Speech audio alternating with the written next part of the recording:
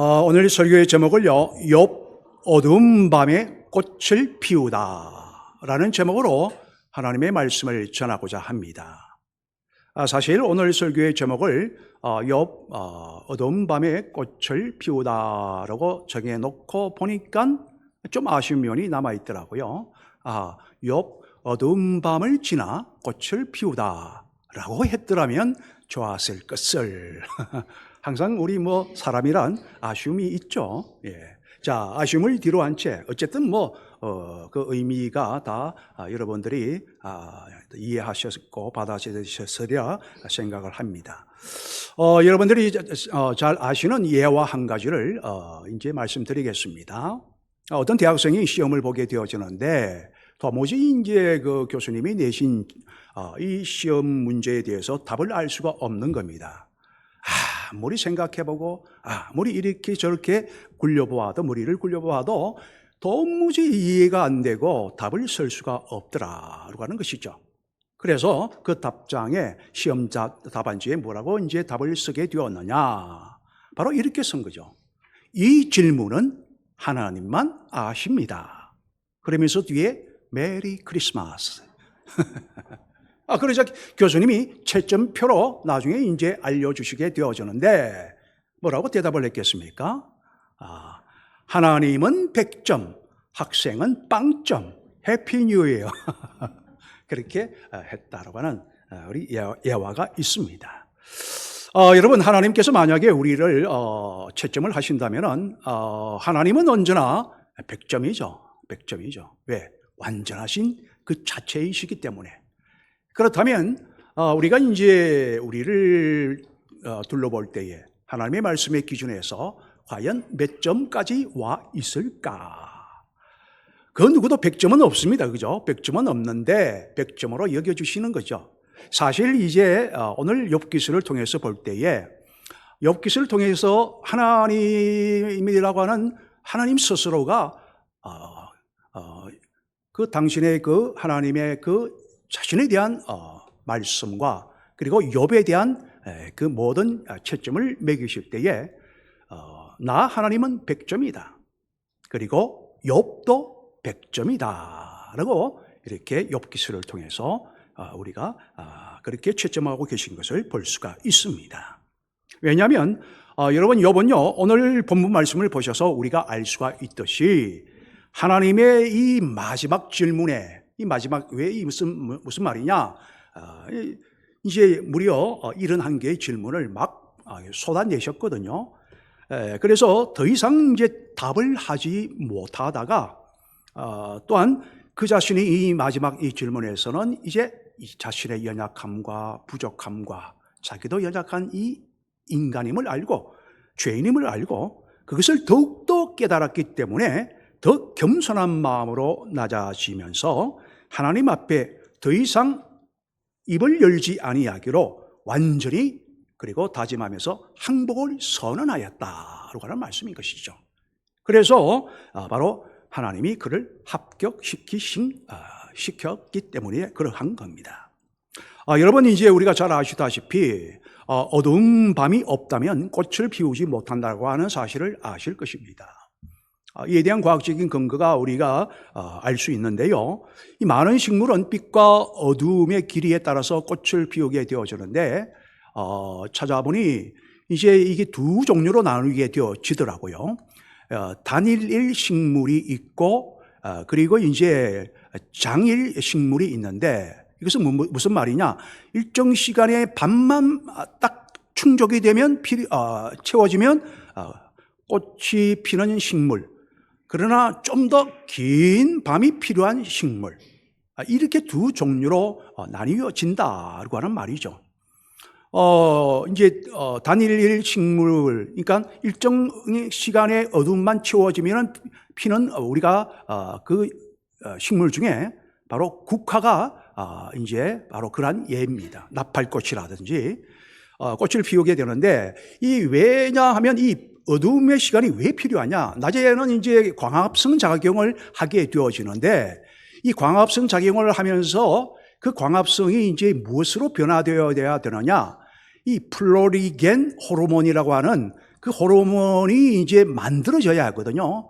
이 호르몬이 이제 꽃을 피우는 하나의 에너지다 말씀이죠. 그런데 낮 동안의 광합성 작용을 통해서 얻어진 그것을 가지고서 밤에 어느 정도의 시간, 필요한 시간이 충족이 되어야 되는데 필요한 시간이 충족이 되어지는 그 시간 동안에 그것을 꽃눈을 이제 피울 수 있는 플로리겐 호르몬을 만드는 그렇게 호르몬을 생성케 하는 시간이 바로 밤의 시간이다라고 하는 말씀인 것입니다.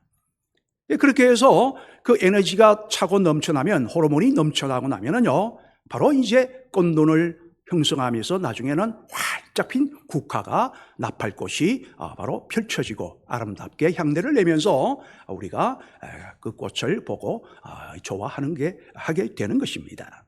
그러니까 일정한 어둠의 시간이 반드시 필요하다. 그 어둠의 시간을 거쳐서 충분히 축적되면 정말 이 호르몬으로 인하여서 꽃을 피울 수가 있다고 하는 말씀인 것이죠. 여러분, 우리가 이제 어린이로부터 어른에 이르기까지 너무나도 유명한 헬렌 켈러가 우리가 있지 않습니까? 시각장애인, 거기다가 청각장애인, 그러니까 정말 보지도 못하고 듣지도 못하는 그런 장애인이지 않습니까? 야, 그거 어떻게 살았을까? 정말 그 인생 스스로가 얼마나 비관된 인생이었겠습니까? 물론 이제 그 이면에는 그 설리반이라고 하는 정말 훌륭한 선생님이 계셨기 때문입니다만은 그만큼 중요하죠. 어쨌든 이 헬렌 켈러가 이제 유명한 이제 세계적인 사회 활동을 하였는데 그가 이런 말을 남겼습니다. 고난은 때때로 축복의 얼굴을 하고 온다. 고난은 때때로 축복의 얼굴을 하고 온다라고 하는 겁니다.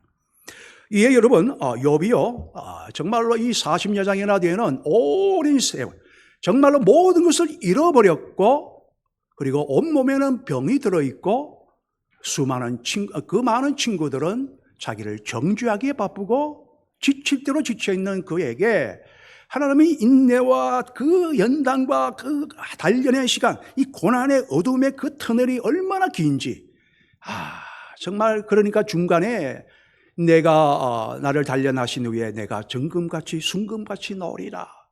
때때로 고백을 하기는 합니다만은 그러나 결국 욥의 마지막 고난의 여정을 마치는 가운데에 어떻게 길고도 긴 이 어둠의 고난의 터널을 지나서 꽃을 피우는 승리자가 될 수 있었을까에 대한 하나님의 말씀을 전하면서 나누고자 하는 것입니다. 여러분, 그는 더욱 겸손함으로 하나님 앞에 섰기 때문이죠.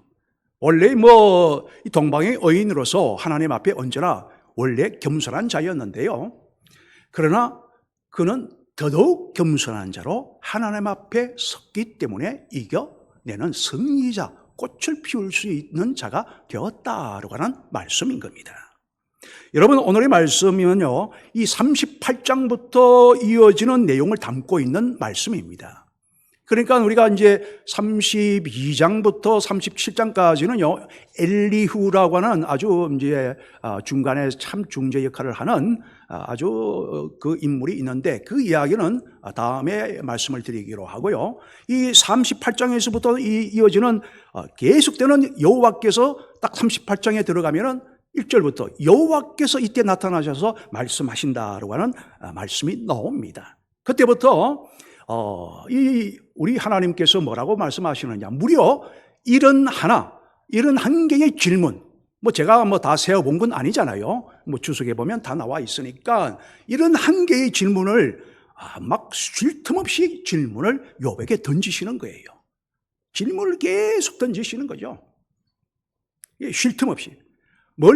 우주에 대해서, 하늘의 별과 달에 대해서, 그리고 바다와 그리고 땅에, 그리고 별과 그리고 사는 삼라만상의 모든 그 동식물들에 대하여, 즉 생태계의 법칙과 우주의 법칙에 대해서 말씀을 하시면서 욥에게 집요하게 질문을 공세를 펼치신 것을 볼 수가 있습니다.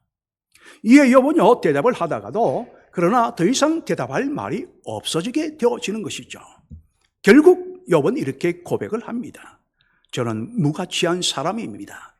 입을 가릴 뿐입니다. 라고 말씀하는 겁니다. 그러니까 오늘 4절 말씀해 보시면 보소서 나는 비천하오니 무엇이라 주께 대답하리이까 내 손으로 내 입을 가릴 뿐이로소이다. 나는 주님 앞에 더 이상 할 말이 없습니다. 내가 주님의 그 지혜 앞에, 주님의 섭리 앞에 내가 지금 이 모든 여건 속에서 나는 주님께 그 어떠한 항변도 할 수 없는, 나는 답도 제대로 낼 수가 없는, 그래서 내 입을 가릴 뿐이다. 입을 열 수 없는 존재이니다. 라고 그렇게 말을 한 것이죠. 그러니까 그 이전에도 겸손하였지만은 자신이 고난을 겪는 가운데에 얼마나 부족한 사람인가를 다시 한번, 인간이란 이렇게 부족하구나. 내가 아무리 똑똑하다 하더라도 많은 정말로 나름대로의 그 높은 탑을 쌓았다 할지라도 역시 인간은 인간일 뿐이구나 라고 하는 사실을 깨닫는 가운데에 더더욱 겸손함으로, 그래서 더 겸손한 만큼 더 하나님 중심으로 살겠습니다 라고 하는 마음으로 하나님께 엎드리게 되었다라고 하는 말씀인 것입니다. 여러분, 아무리요 인간이 자기의 계획과 능력과 힘을 가지고 있다 할지라도요 감히 하나님을 당할 수 있는 자는 그 아무도 없다는 사실 잘 아실 것이고 그렇게 아시리라 믿습니다. 여러분, 오직 겸손만이 은혜의 시간을 받는 것이죠. 은혜를 받는 시간입니다. 여러분, 물이 낮은 곳으로 흐르지 않습니까? 물이 위로 올라가는 경우는 없잖아요. 기계를 사용하지 않는 이상은. 은혜도 마찬가지로요. 하나님의 그 은혜는요, 겸손한 자에게로 물길이 흘러내려가는 겁니다. 부모님의 사랑이 우리 자녀에게 내려가듯이 우리의 아버지 되신 하나님께서는 겸손한 자녀에게 더 큰 은혜의 물길을 주시는 거죠. 교만한 자의 것을 빼앗으셔서 겸손한 자에게 그것을 주시는 겁니다. 이 사울의 물길이 다윗에게로 흘러가게 되어진 것처럼 말씀인 것이죠. 여러분, 그런데 우리가 여기서 겸손이라고 하는 것을 저는 다시 한 번 더요, 좀 더 폭넓게 이게 이해를 하게 되었습니다. 우리는 보통 겸손이라고 하면은요, 저도 이제 많은 좀 오해를 하고 있었던 부분인데, 이 무조건 자기를 낮춘다거나 그런 식으로 자기 비하를 하는 것이 그것이 절대 겸손이 아니다라고 하는 말씀인 것이죠. 이에 대해서요, 제가 늘 인용하는 C.S. 루이스는 이렇게 말을 했습니다. 이 말이 좀 어려운데요. 진정한 겸손이란 자신을 덜 생각하는 것이 아니라 자신에 대해서 덜 생각하는 것이다. 무슨 말이야, 이게 도대체? 그러니까요, 이것을 이제 세 가지로 나누게 되어지면은 자기 비하에서 벗어나라. 그리고 자기 집착에서 벗어나라. 그리고 시선을 전환하라. 시야를 좀 넓혀라. 시야에 자꾸 어느 한 곳에 꽂혀가지고 있지를 말고 좀 이렇게 시야를 넓혀 보아라. 전환하라. 이런 말인데, 결국 이것을 우리가 이제 풀어서 말씀을 드리게 되어지면은 이 자기 비하가 아니라 자기 중심적인 태도와 자기 집착에서부터 벗어나라. 그리하여 진정한 자유를 누리라 라고 하는 뜻으로서 이 자기 자신을 무가치하게 보는 태도, 여러분, 이 자기 자신을 무가치하게 보는 태도, 무조건 자기를 낮춘다고 해가지고요, 그게 겸손이 아니다라고 하는 것이죠. 여러분, 우리가 이제 열등감은 교만과 똑같잖아요. 열등감은, 그래서 나는 그건 이제 비교 의식이거든요. 이 비교하는 것도 절대 이게 겸손이 아니다라고 하는 것이요. 비교하는 것은요, 내가 자존감이 낮아지고 있다라고 하는 겁니다. 그리고 자존감이 높은 사람은요, 또한 겸손하기도 하는 거예요. 왜냐? 자존감과 겸손은 사실상은 이제 뭐라고 할까? 똑같이 비례하지는 않지만은 이 자존감이 높은 사람, 그러면서도 이게 뭘 말하느냐? 남을 높일 줄도 알고 상대방이 자기보다 못한 사람을 없이 여기지 아니하고 나는 나입니다. 하나님의 은혜로 나로 나된 것입니다. 그리고 나에게 주신 하나님의 주신 달란트요. 나는 나에게 맞는 역할이 있습니다. 남을 전체를 다 이게 존중하면서도 그들을 높여주면서도 나는 나대로 나를 이게 또한 나로 된 것은 하나님의 또한 주어진 내 역할을 충실히 감당하면 되는 것이다. 자기를 자랑하지 아니하면서 나는 나대로의 길을 가면 되는 것이다. 이게 자존감이 높은 사람이요. 진정 그런 마음을 가지는 자가 겸손한 자이라고 하는 말씀인 것이죠. 그렇기 때문에 여러분 또 이제 자기 집착에서 너무 자기 집착에 매여 있는 자가 있지 않습니까? 저도 그런 경우도 많이 있었는데 자꾸 자기의 집착은 그러니까 자기 사람의 귀가 다른 이들의 말에는 들려지지 않는 거예요. 말이 들려지지 않는 거죠. 자기의 생각에 매몰되어져 있는 집착하는 것, 자기를 높이거나 낮추려고 하는 그런 시도 자체를 아예 하지를 말아라라고 하는 겁니다. 오직 하나님께 더욱더 시선을 돌리는 삶을 살고 그렇게 남에게 내가 어떻게 보일까라고 하는 그런 마음을 버리고 오직 하나님께만 시선을 돌리고 살라라고 하는 것이죠. 그리하면 정말 내 마음에 그 어떤 자유함을 느끼게 되어지고 그럴 때에 진정한 겸손의 사람으로서 그게 바로 지혜로운 자로서 그게 바로 온전한 하나님의 사람으로 살아갈 수 있게 됨을 말씀하는 것이고 이것이 바로 진정한 겸손이라고 하는 것을 말씀하고 있는 것입니다. 이 자신에 대해서 덜 생각하는 것이다. 자기 집착에서 벗어나는 것이죠. 비기와 경쟁의식 속에서 막 살아나려고 할 때에 얼마나 피로합니까? 그 피로에서 해방하라고 하는 겁니다. 피로에서 해방하라고 하는 것이죠. 내가 남들보다 앞서야 된다 하라고 하는 그 마음 자체는요, 너무 그게 강하면 겸손할 수가 없는 겁니다, 여러분. 여기 이 피로감에서 벗어날 때에 진정한 정말 세상이 줄 수 없는 평안을 누리게 될 때 그때 온전한 우리의 겸손이 우리 안에 정착이 되어지는 겁니다. 욥은 바로 그 고난의 밤을 통하여서 그러한 겸손을 더 배우게 된 것이죠. 그리고 두 번째는요, 그는 하나님이 주신 현실을 기꺼이 수용하였기 때문에 그러하다라고 하는 말씀인 겁니다. 욥은 고난의 시간이 너무 오래 지나게 되어지자 그는 하나님께 따지려고 하였습니다만은 그러나 그는 이내 하나님 앞에서 그냥 입을 닫고 맙니다. 침묵을 하죠. 5절 말씀해 보니까 내가 한번 말하였은즉 사온즉 다시는 더 대답하지 아니하겠나이다. 하나님, 제가 하나님의 말씀하시는 것에 대해서 또박또박 대답을 하였습니다. 그러나 내 다시는 입을 열어 대답하지 않겠습니다 라고 고백하면서 그는 하나님의 뜻에 대하여 무조건적인 수용, 무조건적인 받아들임으로 마음을 다짐하게 되었다고 하는 것이죠. 사실 이제 고난을 겪고 온 가족을 다 잃어버리고 재산까지 다 없어진 상황 속에서 자신의 몸의 건강까지 완전히 망가진 그런 상황에 그것도 견디는 시간이 자꾸 지나게 되어지니까 얼마나 힘들겠습니까? 그러다 보니까 하나님 앞에 그 입을 열어서 질문할 때마다 항변을 하게 되어지죠. 그런데 이내 입을 닫고 말더라. 여러분, 우리 인간이기 때문에 그럴 수밖에 없죠. 그러나 하나님의 그 말씀하시는 것을 앞에, 지혜자 앞에, 절대자 앞에, 그리고 완전하신 분 앞에 그런 모든 이 현실을 바로 받아들이기로, 이 고난의 현실을 받아들이기로 그는 마음을 먹었다고 하는 말씀인 것이죠. 그 순간에 그는 해방이 일어나게 되어졌다고 하는 말씀인 것입니다. 여러분, 괴테는 말을 하였습니다. 인간은 이해할 수 없는 것을 받아들일 때에 가장 성숙해진다라고 말을 한 것이죠. 우리가 이해할 수 없는 일들이 얼마나 많이 일어납니까? 아니, 수많은 정말로 일들 가운데 왜 이런 일들이 연속해서 일어나게 되어지느냐? 아니, 왜 나에게 이런 일이, 도대체 내가 남과 비교하여 무엇이 부족하기에 이런 일이 일어납니까? 우리는 그럴 때가 많이 있지 않습니까? 그런데 왜 나입니까? 그런 말을 더 이상 하지 않았다고 하는 말씀인 겁니다.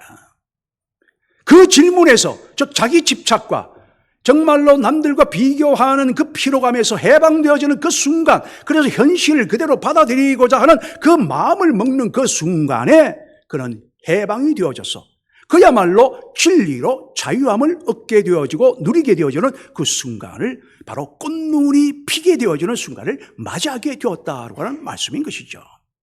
저도 그런 때도 있었습니다.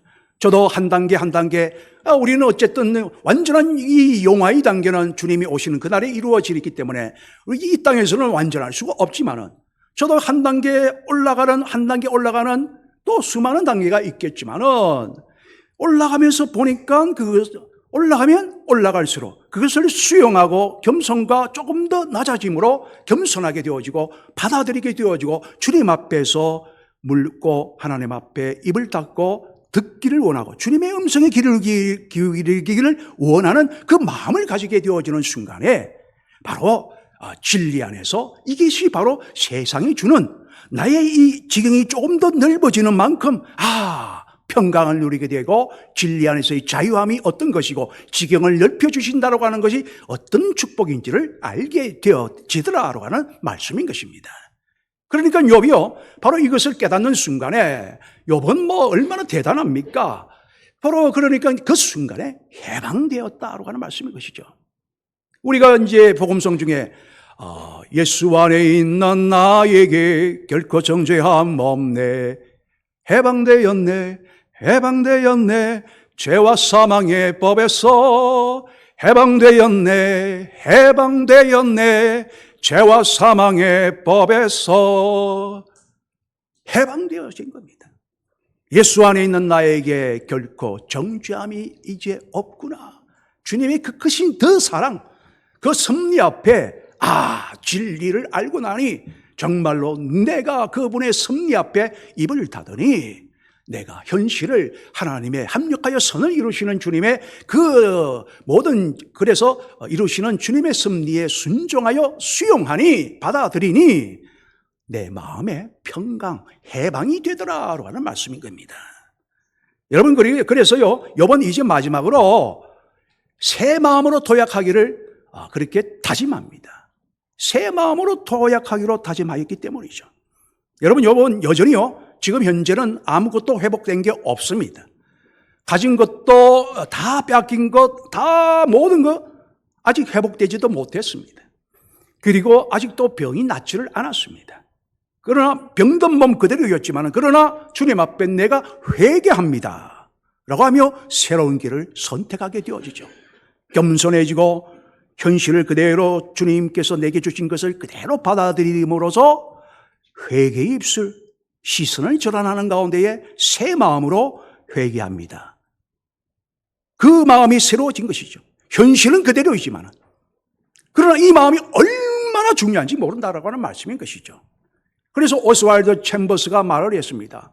저는 C.S. 루이스와 헨리 나우벤과 그리고 찰스 스펄전 목사님, 또 이런 인물들을 주로 많이 듣는데, 어쨌든 오스왈드 챔버스라고 이분이요, 고난을 선택하는 것은 아무런 의미가 없다는 거죠. 여러분, 우리가 고난을 선택할 수 있습니까? 없습니다. 이게 무슨 말이냐? 내가 고난이 내게 온 겁니다. 누구든지 예상치 못하게 고난이 오잖아요. 그걸 거부한다. 왜 내게 이걸 주십니까? 이걸 내가 거부하는 거죠. 그리고 이 고난, 이걸 받아들이는 거, 이 선택이잖아요. 이 선택, 이게 이제 고난을 선택하는 것은 아무 의미가 없다 이거죠.